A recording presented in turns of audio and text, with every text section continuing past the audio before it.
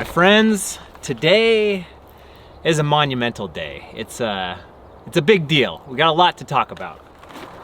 If you're like me, everywhere you go, you see the potential for mountain bike trails. You see a mountain, you see a hill, you see flatland, you see any kind of land, and you're like, man, it'd be great to build some mountain bike trails there. So ever since I started riding, I've been dreaming about building trails. And in California, there's land everywhere, but it's quite a challenge to get stuff built. You need a ton of political will and a ton of experience. Not something I have a lot of. So why not just buy a big piece of land and build trails on that? So I've had quite a few Zillow saved searches for big real estate, big raw land. I've been looking, I've been hunting, I've found different stuff at different points of time. There's been a lot of opportunities, but never has everything come together like this, like it has right now, and I'm so happy.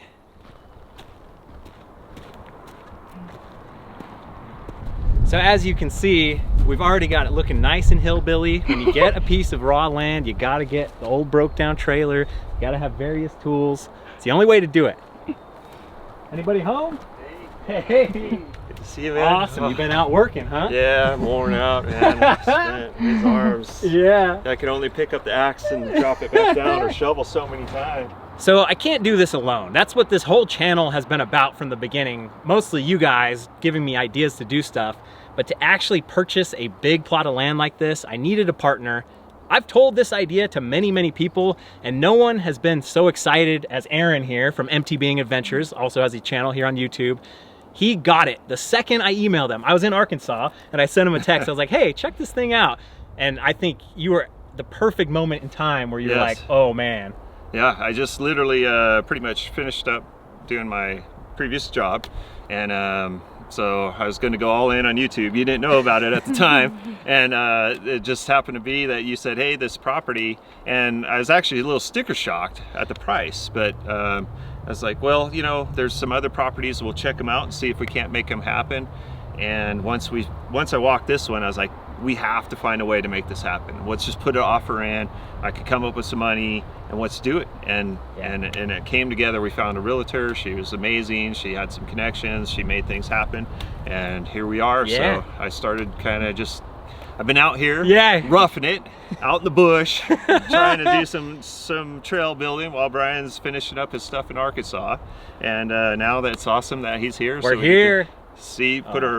Put our minds together and figure out exactly where we went, everything. He could see what I did and all that. So it's awesome. So good. Yeah, I'm excited. I mean, I've been dreaming about this for probably at least 5 or 6 years, and just never thought I'd be able to own like this much property and be a part of this. So we did it.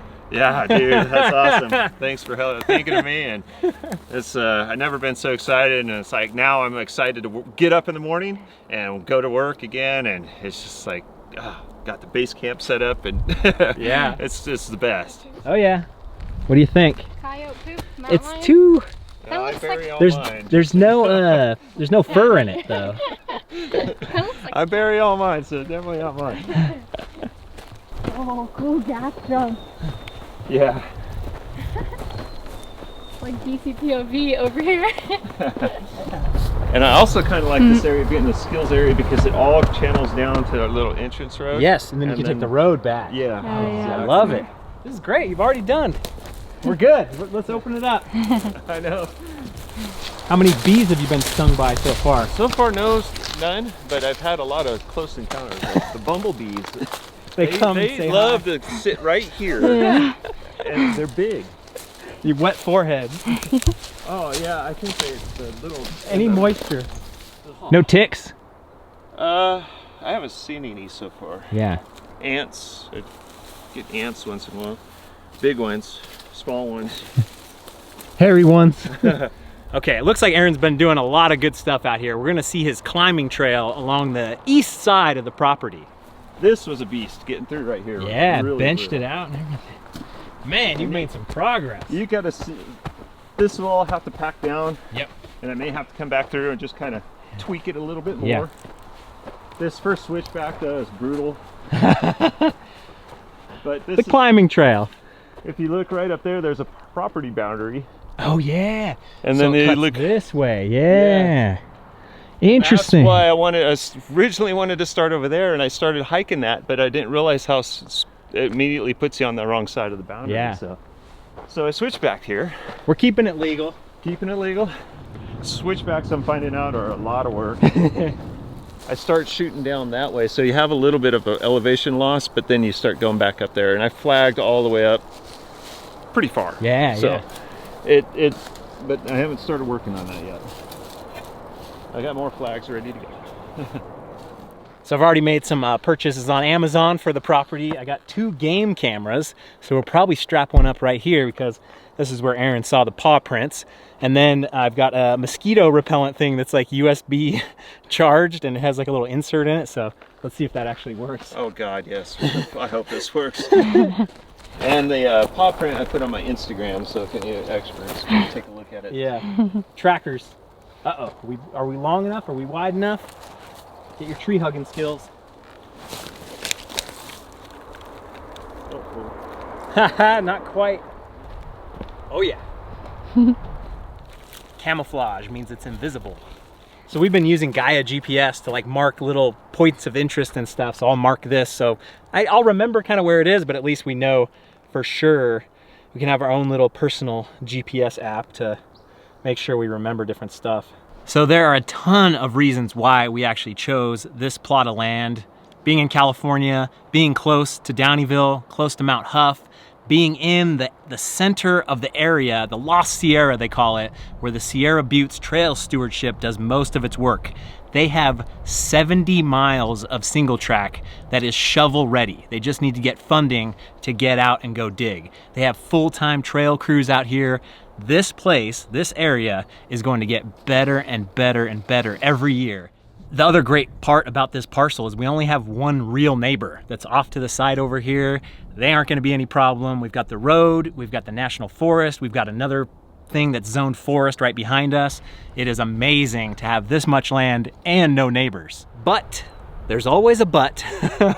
This spot has the highway right next to it, and people seem to pull off constantly to go poop. Like they can't hold it, they gotta go. The first time we rolled through here, I noticed like, oh, there's some napkins or something here. And then now, like after the Memorial Day weekend, there's poop everywhere, there's paper towels everywhere, there's a shirt, a nice white shirt to use to clean up. So we gotta figure out a way to stop people from coming over here, or maybe we leave a couple bags and say, hey, poop here. Oh, I just stepped in it. Ah. No! At least that one's a little old. We don't really have the true master plan yet. I think we'll probably do some little pullouts. If you have an RV, you'll be able to come and camp. Maybe we'll do some glamping tents. We're gonna do some cabins eventually. We'll probably do a big house eventually. It's all very much crawl, walk, run. Little bits, little bits, little bits, just working on it to make this into something really, really special.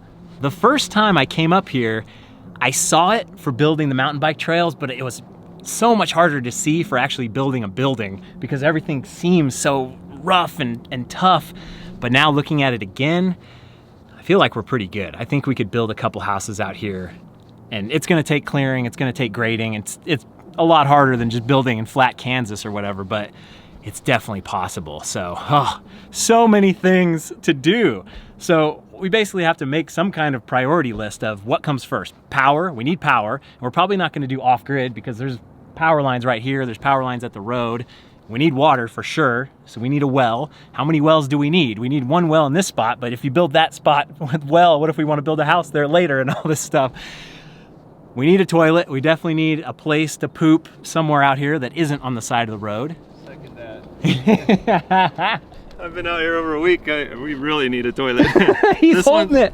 This one's not working because we don't have water hooked up to it. So I've just been using everything. This is so this is kind of the front right here. Dude, the amount of land we have is insane. Like it's overwhelming. So the climbing trail and the downhill trail that we walked 2 seconds ago was like that. It was like this little part of all this. So we've got a lot to work with. I found some giant bear poop. Oh, holy moly. A lot of these animals are getting really close to my house here. Dang, that's a big bear.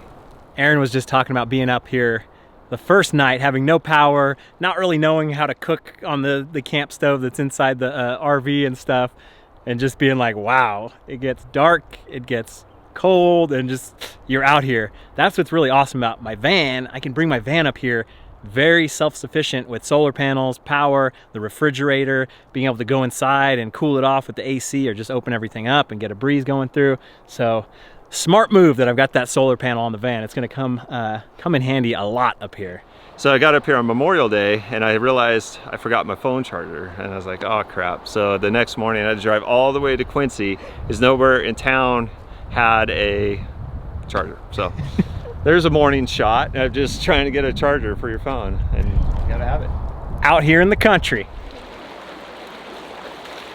We found a nice little spot in the Feather River to put our toes in.